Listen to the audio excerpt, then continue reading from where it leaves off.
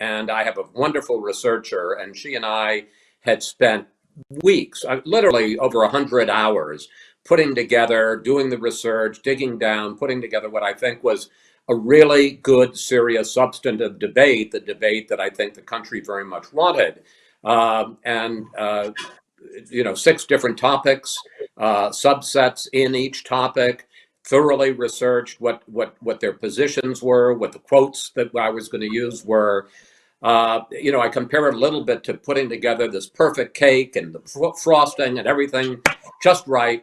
And then you present it on the stage, and one of the participants, you can guess who, puts his foot right through it. And that's very much the way it felt. So my immediate reaction, and it's interesting, you ask, and I'll try to be brief about this, as it began and as President Trump began to engage and interrupt Joe Biden, my initial reaction was, well, this is good, because so often these debates are sort of parallel news conferences. You ask one candidate a question, they answer. You ask another candidate a question, they answer, and they can be quite formulaic, right? They follow a certain pattern. Right. So when they actually are talking to each other, my immediate reaction, this is what I want, is a debate. I mean, my feeling is the moderator should be as invisible as possible. And if it's all over and people say, that was a great debate. By the way, who was the moderator? That's a success. Yeah. But obviously, at a certain point, pretty early on, it became clear that it wasn't that, and that the president had decided to disrupt the proceedings. I think I can only put myself in his mind,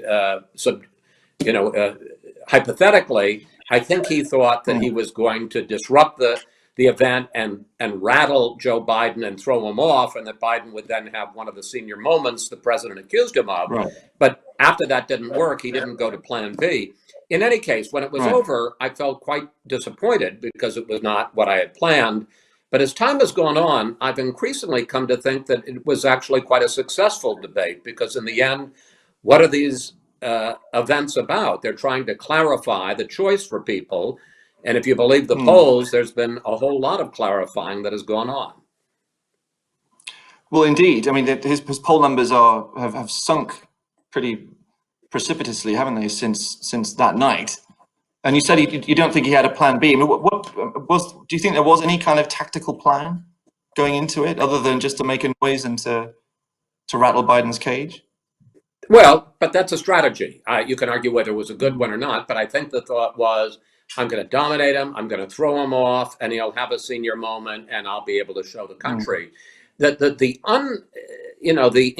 unintended consequence of that was that I think he ended up, because of his constant interruptions, and Fox did an analysis, some poor fellow had to look at it, 145 interruptions by the president in 90 minutes. Do the math. It was, I think it propped Biden up, because Biden was not all that good in the debate, but because of the fact that he couldn't really string much together, but without the president interrupting him, I don't think people noticed that very much. If I were going to advise him, plan B would have been to sit back, let Biden talk, and then try to undercut what Biden was saying, but the president didn't do that. There is certainly opinion in prime time on Fox. I think people understand the difference between what happens on the day side, what happens on Sunday mornings, and the opinion side. And it's pretty clearly, even if we don't have a flashing light in the lower right-hand corner saying opinion, I think people understand that. Where I push back is, I think that the opinion is just as pronounced on CNN in prime time, and certainly on MSNBC in prime time. And I think one of the reasons that isn't labeled opinion as much, and the opinion on Fox is labeled opinion, is because a lot of the people, especially media writers, they agree with the opinion on CNN, so that's fact. They disagree with the opinion on Fox, so that's opinion and somehow objectionable. I no bones about it. Fox has a news side and an opinion side, but frankly, so do all of our competitors on cable news. I wonder what that does to your head, or when you're trying to live your life, or you're trying to do your job, when the commander in chief is singling you out for abuse. on a social media platform read by millions and millions of people. Does that, can you give us some insight into how you react when you see those things? Well, it's interesting. The first time or two it happened, it does get into your head. And even if you think, oh, it's just a politician complaining, the fact that it's the president of the United States attacking you is it's a little bit, it gets your attention. Slightly There's no weird, question right? about it. But frankly, there's been so much of it that Matt has become noise. And it's like, oh, there's another tweet. I will say this: one of his frequent themes is to say that I don't measure up to my father, Mike Wallace. I'm sure a lot of people watching know who my father Yes. was. And my response to that is, one of us, the president and I, one of us has daddy issues, and it's not me. Having been in this business such a long time, I kind of feel you got to play the long game. You have to have a sense of the sweep of history, the sweep of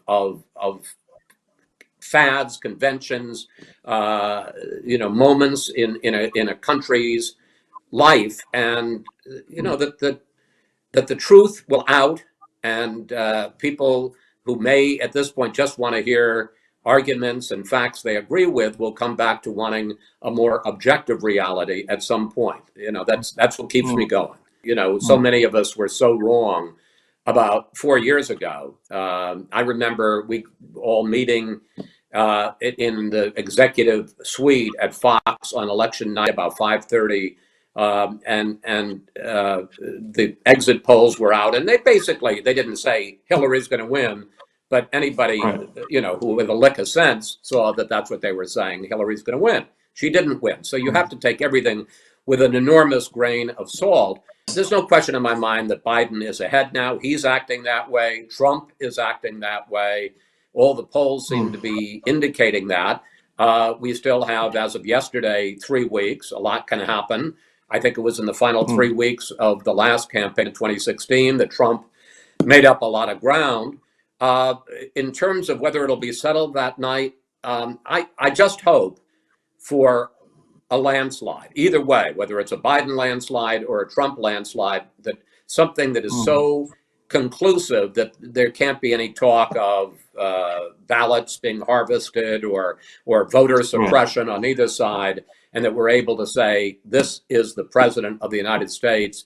Right now, a handful of big players, including the New York Times, are doing particularly well. That's great for the New York Times. It saddens me about the rest of the industry, and I think we have to spend some time, those of us who are succeeding, thinking about what the rest isn't. But I think for us, it's because, frankly, generations of building an international, national news report that was filled with things that people have to read has been paying off. We have a newsroom that's big enough to give you the news of the day, minute by minute, even compete with CNN in covering, the Supreme Court hearings and covering the world, but also is big enough to provide the kind of big investigative enterprise that also draws people in. So I think mainly what we've been able to do is to build a business based on our journalism, and that's a pretty profound change. The traditional American newspaper model was the business was based on advertising, and of course, advertising is still important to the New York Times, but it's profound to have the business now built on having an audience, and having an audience that cares about news and cares about enterprise and investigative reporting, and that's where we've invested, and that's why we're succeeding. I think what we've learned now that we listen to our readers is they never understood half the stuff we thought they understood. I think we were like, in some weird way, sort of, academic dons speaking Latin. We just assumed our audience understood it. We now joke our audience. We thought our audiences understood the difference between a 2-column headline, a 1-column headline. When we put something in italics, I think we developed this whole language that we labored over, and I think a lot of that they didn't understand. Rukmini Callimachi is a very courageous reporter who's been covering terrorism for the New York Times and for the Associated Press. has been accused of essentially doing a series of podcasts built around a character who described himself as an ISIS member. And now law enforcement is questioning whether he really was or whether he was a fabulist, and she fell for it. We are looking, and that is open. Many people have since raised some other questions about stories Rukmini was involved in. I've set up a couple of senior editors in the newsroom to look at Rukmini's stories, to see whether or not there are things we need to correct, to see whether or not there are things we got wrong. If there are things we got wrong or things we need to correct, we're gonna do that. Even today, now in the midst of a global pandemic, I mean, it's not so advanced today because I think most people understand, wear a mask, it'll make you safe. It's not about your freedom, it's about keeping you safe. But even there you can see, well, some people say it's, it impinges on our freedom to wear a mask or to protect other people from what we might have. So I would just say that, we need to really get a grip and understand where the truth is and report the truth and understand that that is what's being objective. And I don't understand why the big leaders of the big social media platforms, which are effectively news platforms, let's face it, they cannot keep running away from this. They're not just publishers or they're not just platforms to share and to disseminate information. They are publishers. They should be accountable to the same rules that we are accountable as journalists who work for reputable organizations with a code of conduct and a code of ethics. They must. Because if you go to, let's just put aside for a moment the United States and Western democracies, let's talk about Myanmar, let's talk about the Philippines, let's talk about India. These countries where news equals Facebook, where that's the only place people get their news. So the room for misdeeds by those who would manipulate these social media tools is massive. And nobody knows what's true and what's not. So of course, on the one hand, social media, Facebook, Twitter, all the others came up and gave people so much information that they might never have before, particularly in nations which did not have that luxury of being able to go to the library or do a Nexus search or whatever it is, objective news organizations in their own home countries. They were all perhaps being fed a diet of whatever you want to call it, misinformation, disinformation, propaganda by their state-run news organizations, still happening in Russia, by the way. So social media has been, revolutionary for them, just like CNN was when CNN went international in 1985. The idea was to break down the barriers of state control over basic truth and information. I think there is a moral imperative by the big tech companies to get with the picture and to stop obfuscating and to stop telling, untruths to the world about what they're doing to clean up their act. Because every day we hear from whistleblowers on my show and many other areas of news about how this is going on, how that is going on. And, despite the promises that are coming from Silicon Valley or wherever it is, Palo Alto, actually some very nefarious practices continue. I think authoritarianism, like any of those isms, flourish when populations are under massive stress, when there's economic crisis, when there is a confusion about where the truth lies, and therefore they can exploit that confusion and those holes. What worries me is that authoritarianism is creeping westward, where it has no business belonging. That's really what worries me.